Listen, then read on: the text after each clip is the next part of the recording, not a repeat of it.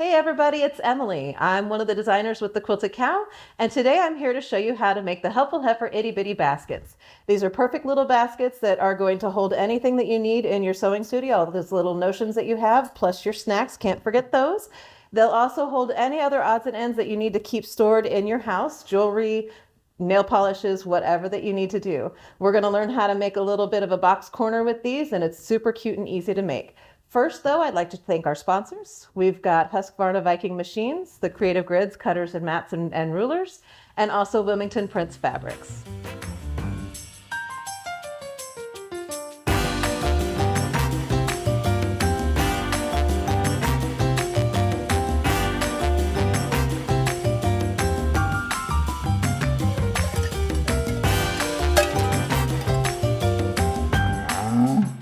Okay, so let's get started. First, I want to let you know that you can find these kits. They are available on our website. You're going to want to make these for anything that you need to hold the little items in your house for. They're really cute, and each kit will make 3 of these itty bitty baskets. So they're wonderful. It is a complete kit, so it's going to have all the fabric, the interfacing that you need, and also whatever you need to do to make the handles. So the pattern is also included in the kit, so make sure that you go to our website and pick one of those up. And this fabric line that I'm using today is a Wilmington Prince fabric. It's called Floral Party. It is a gorgeous fabric line, and so check out our website for that fabric as well. All right, so let's get started. We're going to start by cutting all of our fabric and our interfacings to the size that it says on the pattern. Now, I'm going to go ahead and show you how to fuse this. Some of you already know how to fuse the interfacings to your fabrics. Some of you are brand new to this and you don't realize what we're doing. So anytime we have interfacings that we need to fuse to our fabric, we're going to fuse it to the wrong side of the fabric, never to the right side. So our interfacings also are going to either be really shiny with the glue, or the glue side is going to be very bumpy. So I've got a fusible fleece and then a lightweight interfacing, and the fusible fleece is bumpy on one side and then it's, fleecy, it's soft on the other side. So you want that bumpy side to be on the wrong side of your fabric. So I'm going to lay my fabric on top of the fusible fleece. And the reason why I do that is because the fleece is polyester, and I kind of feel like the fabric kind of protects it from shrinking a whole lot.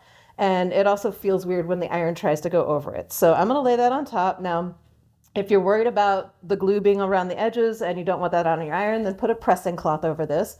That's not a problem. I'm also going to go ahead and lay the fabric on top of my lightweight fusible. And basically this just gives a little added stability, a little added structure to your interfacing or to your lining fabric. So it's just a nice way to give yourself a nice clean, crisp edge whenever you need it. So I'm going to take my iron and just press down.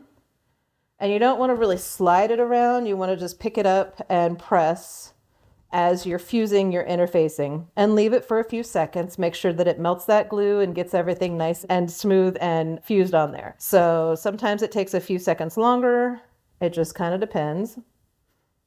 Now, the fusible fleece, you'll see that that is completely fused on there. Sometimes you might run into where you need to go ahead and press from the backside on this lightweight fusible, and it is a woven or a non-woven fusible, so your iron it won't stick to it or anything like that. So it actually can kind of glide over it a little bit.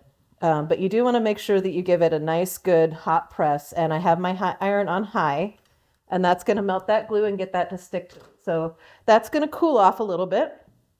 In the meantime, though, I'm going to take my pieces that I already have. I already have this one fused with the fusible fleece, and then here's my lining fabric. So the fusible fleece on the outside, the lightweight fusible on the lining. So what I'm going to do is I'm going to take this and I'm going to put these right sides together. And then if you notice, I'm just going to lay one long edge. So we're going to sew a 1/4 inch down each of the short edges and down one long edge on this. So I've got that one finished, and you're going to do this to all of your outside pieces. Make sure that you have them all stitched together. And then the next thing I'm going to do is grab my lining pieces. Now, when we put this together, we're going to put it together the same exact way we just did the outside piece, except this time we're going to leave about 3 inches, a good 3 inches in the middle of the bottom of the lining so that we can turn the bag right side out whenever we're finished. I used to get really stressed out about this and measure exactly and then mark and measure. Now I just kind of guesstimate, give myself plenty of room to make sure that I have enough room to turn that bag right side out.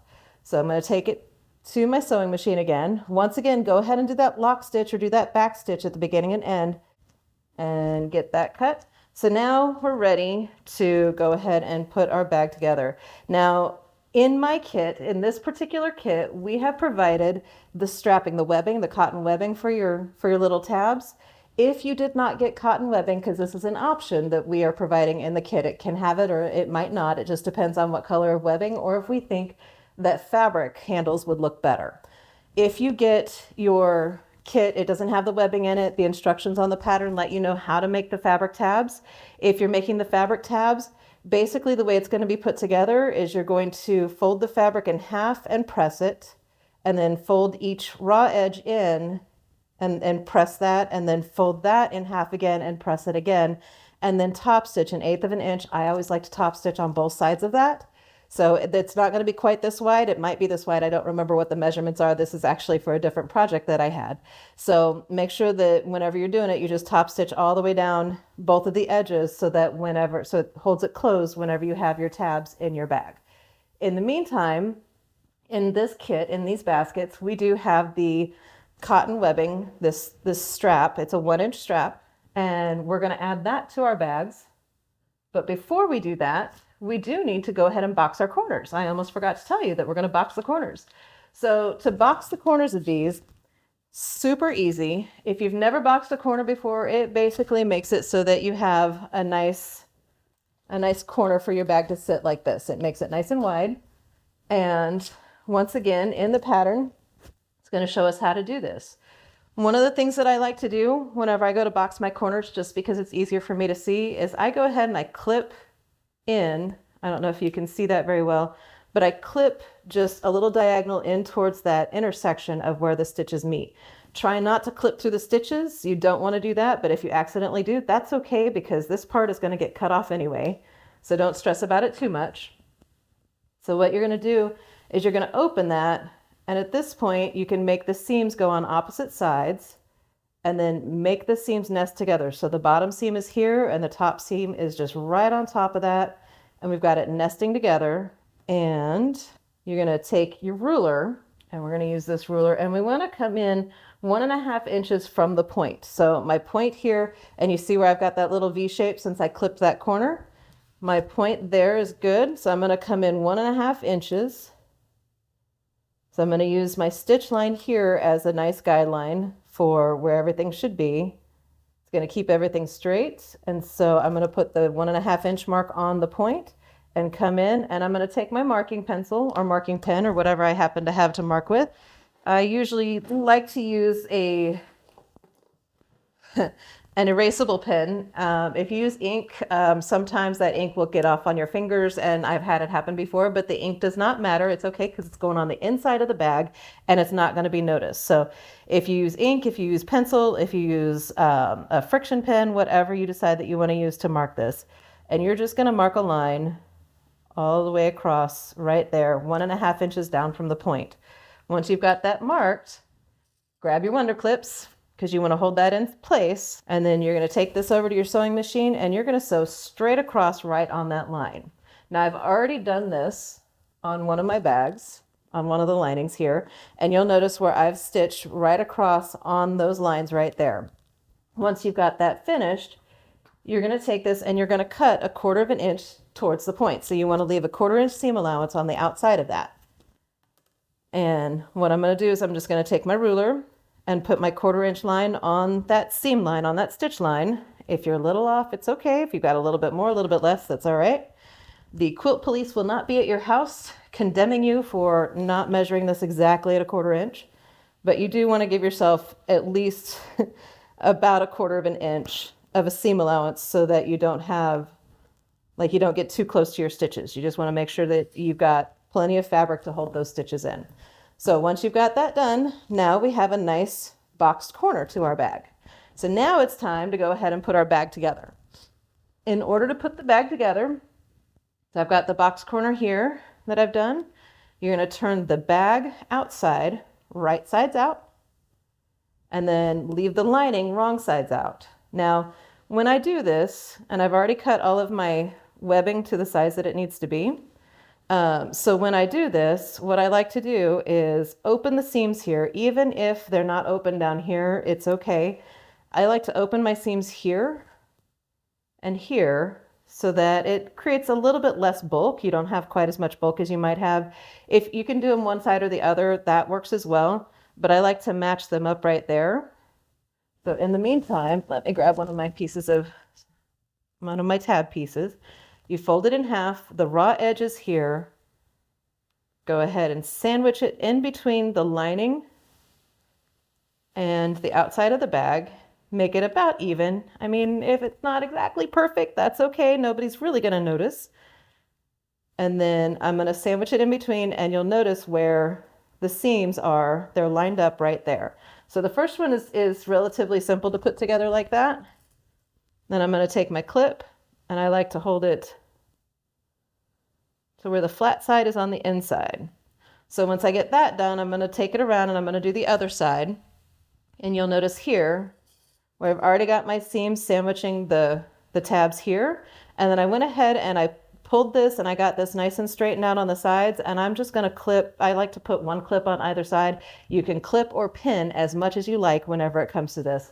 So go ahead and take your time with that. If you're not comfortable with just a couple of clips, then make sure that you add some more, or if you like pins better, use your pins. So what I'm going to do now is I'm going to take this over to my machine and I'm going to sew 1/4 inch all the way around the top of this basket.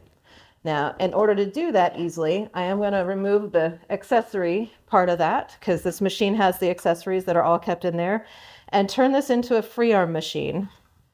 And now I've got the basket that is wrong side out at the moment, but luckily I have this hole in the bottom that I can pull the basket through. So all I'm going to do is pull the basket all the way through this. Now you'll notice as I made my basket, the pattern is going to tell you to press your seams and things like that. For me, this basket is so small, it's very difficult to get the iron inside to get those seams pressed. If you want to take your time and take the time to press it, that's okay. Finger pressing works just fine as well. It's not really important. While you're turning this right side out, you do just want to take your time doing it. Like I said, if you have given yourself enough room, you're going to have room here to pull this through without getting rid of any stitches. Now there's a couple of ways that you can close this opening at the bottom. You can either take this to your machine and top stitch really, really, really close to the edge there, or you can do it by hand so that you don't have any weird top stitching in the bottom of this basket. I kind of like it whenever it's a nice clean look. Sometimes it doesn't really matter what you're doing. If you have a basket that, you know, if it's kind of more of a utilitarian basket, go ahead and top stitch really close to the edge there to close that up. And then once you've done that, you're going to fold this out. Now this is the part where you do kind of want to iron it and give yourself a nice crisp edge that you can top stitch around. Let me get some things out of the way. We'll bring the iron back over. And I'll just show you right now, I'm just rolling this seam here in between my fingers until I get it all kind of worked up so that it's nice and crisp here. I'm going to try to show you this as best I can. Grab the iron. Having the iron on the left side when you're right-handed is a little bit interesting. So then I'm going to go around and I'm just going to press that as I work my way around. Try not to leave your iron too long on your ironing surface because you can burn it, but a few seconds is not going to be a big deal. So you'll notice how just putting that iron on there is going to give you a nice clean crisp edge to top stitch all the way around. Once you get that done, you're going to take it back under your machine just like we did just a moment ago to sew the bag together and give yourself a nice clean top stitch. And then you've got your perfect little itty bitty basket that will hold any notions, that will hold any items that you want to keep held in. One of the other things, if you've watched our Facebook Live and you've seen the washi sponges, or if you've watched one of our other videos where we talked about the washi sponges, they actually fit perfectly right inside this basket. So they're a perfect storage space for your washi sponges. In the meantime, Don't forget to head to our website, grab yourself a kit. Like I said, it's a complete kit. It's going to have everything that you need to make 3 of these cute little itty bitty baskets. So head to our website, get yourself a kit. Don't forget to like this video and subscribe to our channel. And thank you so much for watching. Okay, you wicked cool quilters, good job. You made it to the end. We would like to thank our sponsors, Husqvarna Viking Sewing Machines, Creative Grids, rulers, rotary cutters, and mats, and Wilmington Prints for the beautiful fabrics. Thanks for watching.